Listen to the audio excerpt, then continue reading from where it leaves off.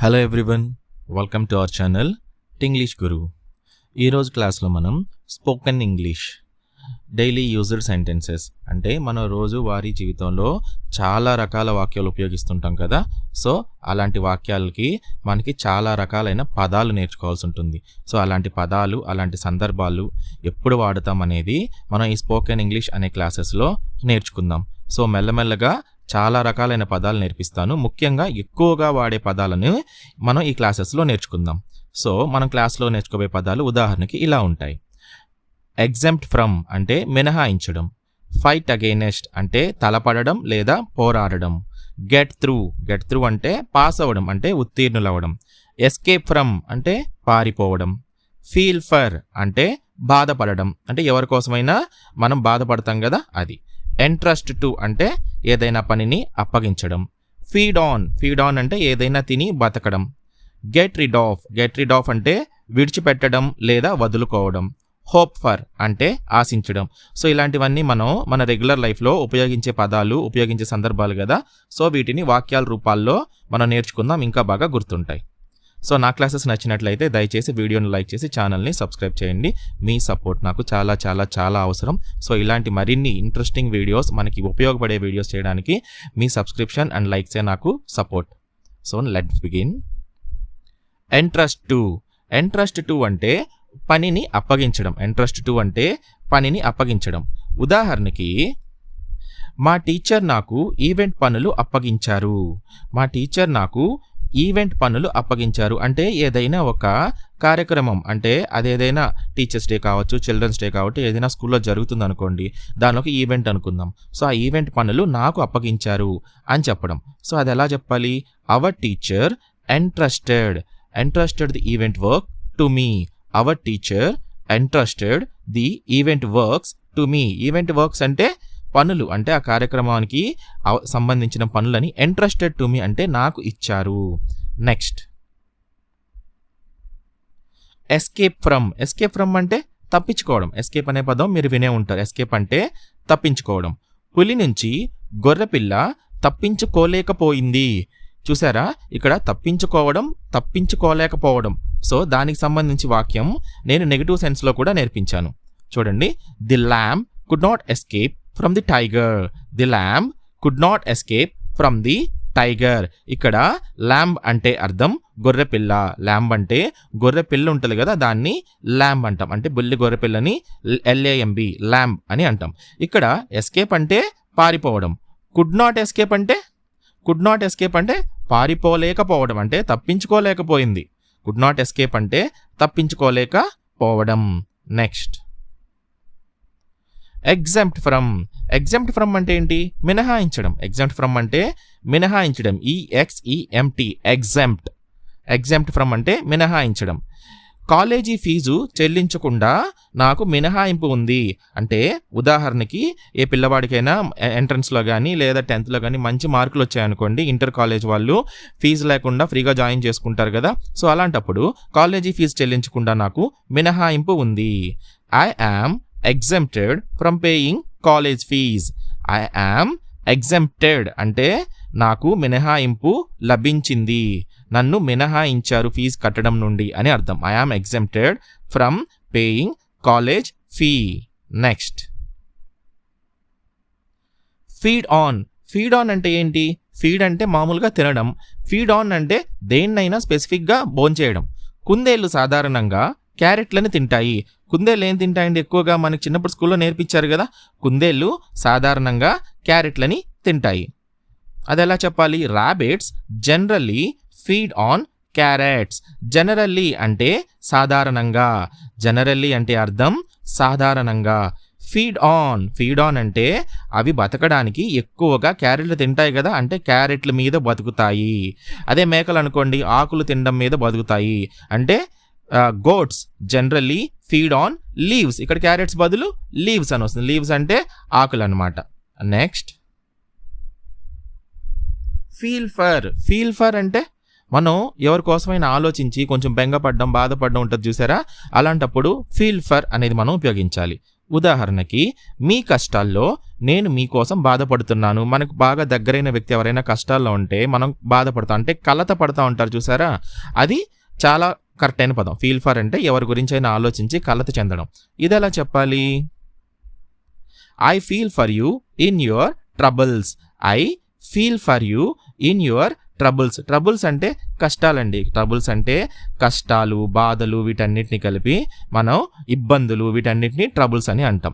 So మీరు troubles అంటే కష్టాలు, బాధలు, ఇబ్బందులు, ఇలాంటి పదాలు ఎప్పుడు వాడాల్సి వచ్చినా సింపుల్గా ట్రబుల్స్ అని లేదా ప్రాబ్లమ్స్ అని వాడితే సరిపోతుంది. ఇక్కడ ఫీల్ ఫర్ అంటే నీ గురించి ఆలోచించి నేను బాధపడుతున్నానని చెప్పడానికి I feel for you in your troubles. Next, fight against. Fight అంటే పోరాడడం, అగెయినెస్ట్ అంటే దేనికైనా వ్యతిరేకంగా, అంటే ఒక దానితో తలపడు లేదా పోటీపడు. అంతే కదండి, మనం ఫైట్ ఎవరితో చేస్తాం? ఎవరికైనా ఎదురు తిరిగే కదా మనం ఫైట్ చేస్తాం. సో అది ఎలా చెప్పాలి? నిరక్షరాస్యతపై పోరాడాలి. నిరక్షరాస్యతపై పోరాడాలి. We have to fight against illiteracy. We have to fight against illiteracy. ఇక్కడ గమనించారా? అగెయినెస్ట్ అంటే దానికి ఎదురు తిరగాలి. ఎదురు తిరిగి పోరాడడం అనేటప్పుడు అగెయినెస్ట్ అంటే దానికి ధీటుగా మనం పోరాడాలి కాబట్టి against.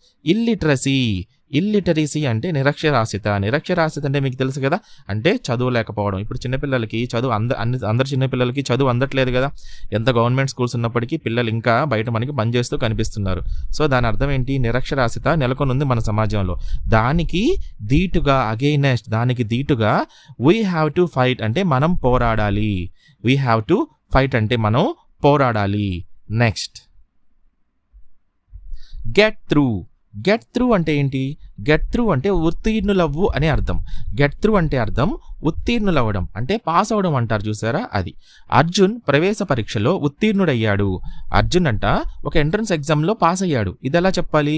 Arjun got through the entrance exam.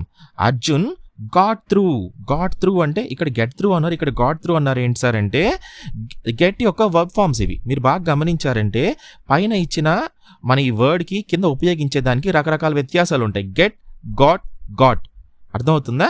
అలాగా ఆ వర్బ్ ఫార్మ్స్ అనేటివి మనం డిఫరెంట్గా ఉండాలనే ప్రయత్నంతో మీకు అక్కడ ఒక రకంగా ఇక్కడ ఒక రకంగా ఎక్స్ప్లెయిన్ చేస్తున్నాను.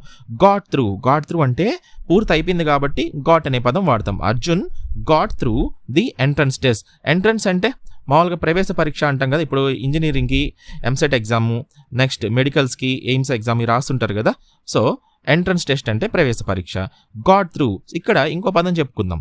అర్జున్ క్లియర్డ్. ఇక్కడ గాట్ త్రూ తీసేసి క్లియర్డ్, CLEARED. క్లియర్డ్ అంటే అతను క్లియర్ చేశాడు, అంటే కంప్లీట్ చేశాడు, అంటే దాని అర్థం కూడా పాస్ అయ్యాడు. Arjun cleared the entrance test అని కూడా మనం చెప్పుకోవచ్చు. నెక్స్ట్, గెట్ రిడ్ ఆఫ్ అంటే విడిచిపెట్టడం లేదా వదిలించుకోవడం. గెట్ రిడ్ ఆఫ్ అంటే విడిచిపెట్టడం లేదా వదిలించుకోవడం. దీని ఒక వాక్యంలో నేర్చుకుందాం. చెడు స్నేహితులను వదిలించుకోవడానికి ప్రయత్నించు. చెడు స్నేహితులను మన పిల్లలకు చెప్తుంటాం కదా, చెడు స్నేహాలు చేయొద్దంటే. స్నేహం చేసేటప్పుడు మనకు తెలియదు కదా వాళ్ళు మంచి వాళ్ళో చెడ్డ వాళ్ళో. ఒకవేళ అవతల వాళ్ళలో చెడు లక్షణాలు ఉన్నాయని మనకి అనిపించినప్పుడు మనం ఆ స్నేహాన్ని వీలైనంత వరకు ఎంత తొందరగా వీలైతే అంత తొందరగా వదిలించుకోవడం మంచిది. సో ఇది ఎలా చెప్పాలి? చెడు స్నేహితులను వదిలించుకోవడానికి ప్రయత్నించు. ట్రై అంటే ప్రయత్నించడం. Try to get rid of evil friends. Try అంటే ప్రయత్నించడం. గెట్ రిడ్ ఆఫ్ అంటే వాళ్ళ నుంచి దూరంగా ఉండు లేదా వాళ్ళని విడిచిపెట్టు, వాళ్ళని వదిలించుకో. ఈ రకరకాల అర్థాలు వస్తాయి. అది సందర్భాన్ని బట్టి మనకి అర్థం అవుతుంది. ఈవిల్ అంటే అర్థం ఏంటంటే చెడు మనస్తత్వం కలిగిన, అంటే మంచితనం కాకుండా మరి ఏదైనా కూడా, అంటే ఎవరికైనా హాని కలిగించే మనస్తత్వాన్ని కూడా మనం ఈవిల్ అని అంటాం. నెక్స్ట్, ఉదాహరణకి ఇక్కడ ఇంకో వాక్యం, గెట్ రిడ్ ఆఫ్ స్మోకింగ్ అనొచ్చు. ఇక్కడ ఈవిల్ ఫ్రెండ్స్ బదులు try to get rid of smoking అంటే నువ్వు ధూమపానాన్ని విడిచిపెట్టు, ధూమపానం నుంచి దూరంగా ఉండు, లేదా ఒక బ్యాడ్ హ్యాబిట్ గురించి చెప్పాలి. అప్పుడు ఏం చెప్పాలి? Try to get rid of అలాగే ఉంటుంది. ఇక్కడ ఈవిల్ ఫ్రెండ్స్ బదులు బ్యాడ్ హ్యాబిట్స్ అని రాస్తాం. ఓకేనా? Try to get rid of bad habits అంటే చెడు అలవాట్ల నుంచి లేదా దురలవాట్ల నుంచి దూరంగా ఉండడానికి ప్రయత్నించు. నెక్స్ట్, గార్డ్ గాడ్ అగైనెస్ట్ అంటే మనకి గాడ్ అంటే వినే ఉంటాం. గాడ్ అంటే రక్షించేది. అగైనెస్ట్ అంటే దేని నుండైనా మనల్ని రక్షించేది, రక్షణ పొందడం. ఉదాహరణకి శత్రువుల నుండి రక్షణ కోసం సైనికులు కాపలాగా ఉంటారు. దీన్ని ఎలా చెప్పాలి? The soldiers keep a watch to guard against the enemy. The soldiers keep a watch to guard against the enemy. Soldiers అంటే సైనికులు, సిపాయిలు అంటాం కదా. సోల్జర్స్ అంటే వాళ్ళు. Keep a watch, keep a watch అంటే ఏంటి? వాళ్ళు తీక్షణంగా గమనిస్తుంటారు. కీప్ ఏ వాచ్ అంటే అంతే కదా, సరిహద్దుల్లో కానీ లేదా మన ఇండియా కంట్రీ లోపల కానీ సైనికులు ఉంటారు. ఈ సైనికులు ఏం చేస్తుంటారు? క్లోజ్గా అబ్జర్వ్ చేస్తూ ఉంటారు. మనకి ఏదైనా అపాయం రాబోతుందా, ఆపద రాబోతుందా అని చెప్పేసి పాపం వాళ్ళు అబ్జర్వ్ చేస్తూ ఉంటారనమాట. టు గార్డ్ అగైనెస్ట్ అంటే ఎవరిని? మన దేశాన్ని. దేశం అంటే ఎవరు? ప్రజలు. మన దేశాన్ని, మన మట్టిని, మన ప్రజల్ని కాపాడడం కోసం. గార్డ్ అగైనెస్ట్ అంటే కాపాడడం కోసం. అగైనెస్ట్ ఎవరి నుండి? ఎనిమీ. ఎనిమీ అంటే శత్రువు. ఎనిమీ అంటే శత్రువు, అంతే కదండి. మనకి ఎవరైనా హాని కలిగించాలని చూస్తే వాళ్ళు మన శత్రువు అనే అంటాం కదా. So against the enemy. ఇక్కడ పదాలు చూడండి. సోల్జర్ అంటే సైనికుడు. ఇక్కడ keep a watch, keep a watch అంటే తీక్షణంగా గమనించడం. గార్డ్ అగైనెస్ట్ అంటే రక్షణ కల్పించడం. ది ఎనిమీ, ఎనిమీ అంటే శత్రువు. నెక్స్ట్ హోప్ ఫర్, చాలా మంచి పదం. హోప్ మనం చాలా దగ్గర వాడాలి. పిల్లలకు చెప్పేటప్పుడు చాలాసార్లు ఉపయోగించబడే పదం. హోప్ అంటే ఏంటంటే ఆశించు లేదా నమ్మకం. హోప్ అంటే నమ్మకం. హోప్ ఫర్ అంటే ఆశించడం. ఇది ఎలా చెప్పాలి? ఎల్లప్పుడూ మంచి భవిష్యత్తు కోసం ఆశించు. సో మనం ఆశించేది, ఆశలు ఎప్పుడు కూడా పాజిటివ్గా ఉండాలి, జరగగలిగేవి అయి ఉండాలి. అంటే నేను రాత్రికి రాత్రి అమ్మని ఎంత గొప్పవాడిని అయిపోవాలి అనేది తప్పు. అలాంటి ఆశ పడకూడదు అనమాట. నేను ఎప్పటికైనా ఒక గొప్ప లక్ష్యాన్ని సాధించాలి అంటే మనకున్న పరిస్థితులను బట్టి, మన విధానాన్ని బట్టి, మనకున్న అవకాశాలను బట్టి దాన్ని మించి వన్ స్టెప్ మోర్ ఫర్దర్ అంటే మనం ఇంకొంచెం ఎక్కువ అచీవ్ చేయడానికి ప్రయత్నించాలి. ఈ రోజుతో పోలిస్తే రేపు మనం ఇంకొంచెం బెటర్గా ఉండాలి. అది వ్యక్తిత్వం పరంగా కానీ లేదా మన స్టాండర్డ్స్ పరంగా కానీ. సో ఎల్లప్పుడూ మంచి భవిష్యత్తు కోసం ఆశించు. Always hope for better future. Always hope for better future. ఇక్కడ హోప్ ఫర్ అంటే ఆశించడం. హోప్ ఫర్ అంటే ఆశించడం. ఆల్వేస్ అంటే ఎల్లప్పుడూ. ఆల్వేస్ అంటే ఎల్లప్పుడూ, అంతే కదా. మనం ఎప్పుడు అలాగా ఆశిస్తూ పాజిటివ్ మైండ్ సెట్తో ఉంటే ఈ రోజుతో పోలిస్తే రేపు మెరుగ్గా ఉంది అంటే మనం సక్సెస్ఫుల్లే. మనం ఈ రోజుతో పోలిస్తే రేపు ఇంకొంచెం మెరుగ్గా అంటే ఒక్క 1% కూడా కాదు, 0.01% అయినా సరే మనం నిన్నటితో పోల్చిన, ఈ రోజు పోల్చిన పక్క రోజు కొంచెం మెరుగ్గా ఉన్నామంటే వీఆర్ ఏ సక్సెస్ఫుల్ పర్సన్ అని అర్థం. బెటర్ ఫ్యూచర్ అంటే కొంచెం మెరుగైన. బెటర్ అంటే అర్థం మెరుగైన అనేది ఎప్పుడైనా పోలిస్తేనే వస్తుంది. బెటర్ అనే పదం ఎప్పుడైనా ఒక దాంతో పోల్చినప్పుడు ఉపయోగించే పదం. బెటర్ అంటే దేంతోనైనా పోల్చినప్పుడు. ఎప్పుడు పోలుస్తాం మనం ఫ్యూచర్ని? ప్రజెంట్తో పోలుస్తాం. అంటే ప్రస్తుతాంతోనే కదా మనం పోలుస్తాం ఫ్యూచర్ని. రేపేం జరగబోతుంది అనేది మనం ఈ రోజుతో పోల్చుకుంటేనే కదా రేపు మనం మెరుగ్గా ఉన్నామా లేదా చూస్తాం. సో అలాంటప్పుడు బెటర్ అనే పదం వాడాలి. ఇంకా ఫ్యూచర్ అంటే మీకు తెలిసిందే, ఫ్యూచర్ అంటే భవిష్యత్తు. నెక్స్ట్, సో ఈరోజు క్లాస్లో ఇవి నేర్చుకున్నాం కదా. సో నెక్స్ట్ క్లాస్లో మనం రోజు రకరకాల వాక్యాలు ఉపయోగిస్తుంటాం కదా. సో అలాంటి వాక్యాల్ని ఇలాంటి పదాల ద్వారా వీటిని పక్కన ఉపయోగించే ప్రపోజిషన్స్తో చెప్తున్నాను. సో ఈ ప్రపోజిషన్స్ ఏ పదానికి ఎలాంటి ప్రపోజిషన్ వాడాలి. సో ఈ పదాలన్నీ కనుక మనం ఎన్ని వీలైతే అన్ని ఎక్కువ నేర్చుకున్నామంటే మీరు వీలైతే ఇవి నోట్స్ రాసి పెట్టుకోండి. అప్పుడు మళ్ళీ మీకు టైం వేస్ట్ అవుతుంది వీడియోస్ చూడకుండా. సో లేదా వీడియో అనేది స్క్రీన్ షాట్ తీసేసుకొని ఆ స్క్రీన్ షాట్ని మీరు ఎక్కడైనా సేవ్ చేసుకున్నారంటే మీకు ఎప్పుడైనా రెఫర్ చేయడానికి ఈ 10 నిమిషాల వీడియో చూసే బదులు జస్ట్ ఒక 10-15 సెకండ్స్లో మీరు ఆ పదాలను రెఫర్ చేసుకోవచ్చు అనమాట.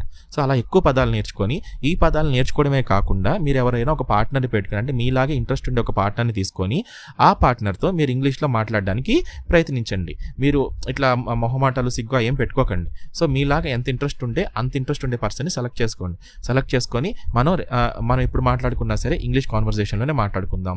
ఒకవేళ తప్పులు దొరలకుండా ఉండవండి. ఎవరైనా సరే తప్పులు చేసే నేర్చుకుంటారు. సో అలా తప్పులు జరిగినప్పుడు మీకు ఉంది కదా, నాలాగా చెప్పేవాళ్ళు చాలామంది ఉన్నారు యూట్యూబ్లో. సో నా ఛానల్ చూడండి, లేదా ఇంకా చెప్పే మంచి ఎడ్యుకేటర్స్ ఉన్నారు, ఎడ్యుకేటర్స్ ఛానల్ చూడండి. డౌట్ వచ్చినప్పుడు, ఏదైనా పదం ఉపయోగించాలనిపించినప్పుడు, సో అలాంటి పదాలు చాలామంది చెప్పుంటారు కదా, అందరి దగ్గర నుంచి చూడండి. సో మీకు ఆల్మోస్ట్ అందరూ ఏకాభిప్రాయంతోనే చెప్తారు మీ క్లాసెస్. సో అవి చూసి అవి నేర్చుకొని ఆ తప్పుల్ని రెక్టిఫై చేసుకుంటూ వీలైతే అవి కూడా స్క్రీన్ షాట్స్ తీసుకొని మాట్లాడడం అయితే మీరు ఎంత ఎక్కువ ప్రయత్నిస్తే మీకు అంత తొందరగా ఇంగ్లీష్ లాంగ్వేజ్ వస్తుంది. మీరు ఏదో క్లాసులు చూసాము, వీలైతే నోట్స్ రాసుకున్నాము, నాకు ఇవి తెలుసు అనుకుంటే మీకు భాష రావడం చాలా చాలా చాలా తగ్గిపోతుంది. సో మనం ఏదైనా నేర్చుకోవాలంటే వినాలి, ప్రయత్నించాలి, మాట్లాడాలి. ముఖ్యంగా భాష విషయంలో వినాలి, మాట్లాడాలి. ఈ 2 చేయకపోతే మనకి భాష రావడం అనేది చాలా చాలా చాలా తక్కువ. చాలా రేర్ కేసెస్. కాబట్టి క్లాసెస్ వింటున్నారు. ఆ క్లాసెస్‌ని రివిజన్ చేసుకోండి. అంటే ప్రయత్నించండి, ప్రాక్టీస్ చేసుకోండి. తర్వాత ఇంకెవరితోనైనా మాట్లాడండి. సంభాషణ చేసే కొద్దీ మీకు డౌట్‌లొచ్చేస్తాయి. మాట ఆగిపోద్ది మధ్యలో. బ్రేక్ వస్తది. అలా బ్రేక్ వచ్చినప్పుడు మనం మళ్ళీ మన స్క్రీన్ షాట్స్ గానీ, వీడియోస్ గానీ రెఫర్ చేసుకొని ఒకసారి మళ్ళీ ఇంకొకసారి ప్రాక్టీస్ చేసుకున్నామంటే మనం దాని లోపల బెస్ట్ అయిపోవచ్చు అనమాట. సో నా క్లాసెస్ మీకు నచ్చుతున్నాయి అనుకుంటున్నాను. ఒకవేళ మీకు నా క్లాసెస్ నచ్చినట్లయితే ప్లీజ్ సబ్స్క్రైబ్ చేయడం అయితే మర్చిపోకండి. వీడియోని లైక్ చేయండి. మీరు లైక్ చేయడం ద్వారా ఈ వీడియో చాలా మందికి రీచ్ అవుతుంది. సో ఇంకొంచెం ఎక్కువ మంది ఈ వీడియోని చూసి మంచి సబ్జెక్ట్ నేర్చుకోవడానికి అవకాశం ఉంటుంది. సో ఇంగ్లీష్ నేర్చుకోవాలనుకునే వాళ్ళు మాత్రమే కదా చూస్తారు. సో అలాంటి వాళ్ళకి మనం అవకాశం కల్పించినట్టు ఉంటుంది మీరు కానీ లైక్ చేశారంటే. సో నెక్స్ట్ ఇంకెవరైనా ఇంట్రెస్టెడ్గా ఇంగ్లీష్ నేర్చుకోవాలనుకునే వాళ్ళకి మీరు షేర్ చేయండి. షేర్ చేయడంతో పాటు వాళ్ళని మీ పార్ట్నర్గా యాడ్ కూడా చేసుకోండి వీలైతే. సో మీరు ఒక కమ్యూనిటీ ఫామ్ చేసుకుని ఆ కమ్యూనిటీలో మీరు భయం లేకుండా బిడియం లేకుండా ఇంగ్లీష్ మాట్లాడుతూ ఉన్నారంటే మీరు వీలైన తక్కువ సమయంలోనే ఇంగ్లీష్ ఫ్లూయెంట్గా మాట్లాడగలరు. సో నెక్స్ట్ క్లాస్లో మరింత మంచి సబ్జెక్టు మళ్ళీ కలుసుకుందాం. So till then good bye. Your English Guru. Jai Hind.